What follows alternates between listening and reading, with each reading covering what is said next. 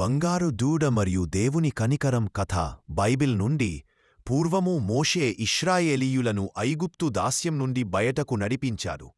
వారు అరణ్యములో ప్రయాణము చేస్తూ ఉండగా దేవుని నుండి 10 ఆజ్ఞలు స్వీకరించడానికి మోషే సీనాయి పర్వతము ఎక్కాడు. 40 దినములు 40 రాత్రులు పర్వతముపై ఉన్నప్పుడు ఇశ్రాయేలీయులకు ఓపిక నశించింది. వారు మోషే సోదరుడైన అహరోను వద్దకు వచ్చి, మాకు ముందు నడిచే దేవతలను తయారుచేయి, ఐగుప్తులో నుండి మమ్ములను తీసుకువచ్చిన ఈ మోషేకు ఏమైందో మాకు తెలియదు అని కోరారు. అహరోను బహుశా ప్రజలకు భయపడి వారి వద్దనున్న బంగారు పోగులు ఆభరణాలు తీసి తన దగ్గరకు తీసుకురమ్మని చెప్పాడు. అతను ఆ బంగారాన్ని కరిగించి పోతపోసిన దూడ విగ్రహాన్ని తయారుచేశాడు. అప్పుడు ప్రజలు, ఓ ఇశ్రాయేలు, ఐగుప్తులో నుండి నిన్ను తీసుకువచ్చిన నీ దేవుడు ఇదే అని కేకలు వేశారు.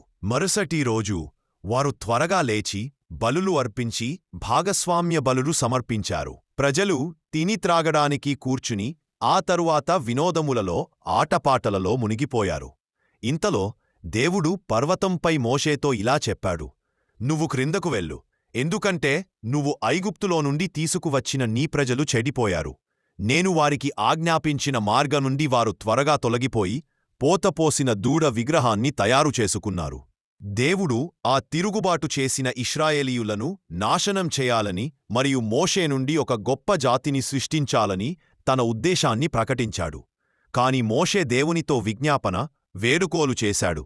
అబ్రాహాము, ఇస్సాకు, యాకోబులకు తాను చేసిన వాగ్దానాలను గుర్తుచేశాడు మరియు తన ప్రజలపై విపత్తు పంపకుండా దయాచూపమని వేడుకున్నాడు. నిబంధన యొక్క 2 పలకలను, శిలాఫలకాలు మోసుకుని మోషే పర్వతం దిగివచ్చాడు. అతడు శిబిరం దగ్గరకు రాగానే దూడ విగ్రహాన్ని, నాట్యాన్ని చూసి కోపంతో రగిలిపోయాడు. అతడు తన చేతుల్లోని పలకలను విసిరి పర్వతమడుగున వాటిని పగులగొట్టాడు. వారు చేసిన దూడ విగ్రహాన్ని తీసుకొని దానిని అగ్నిలో కాల్చి పొడిచేసి నీళ్లలో కలిపి ఇశ్రాయేలీయులకు త్రాగడానికి ఇచ్చాడు.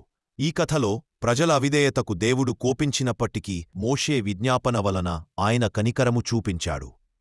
Do like, share, subscribe the channel.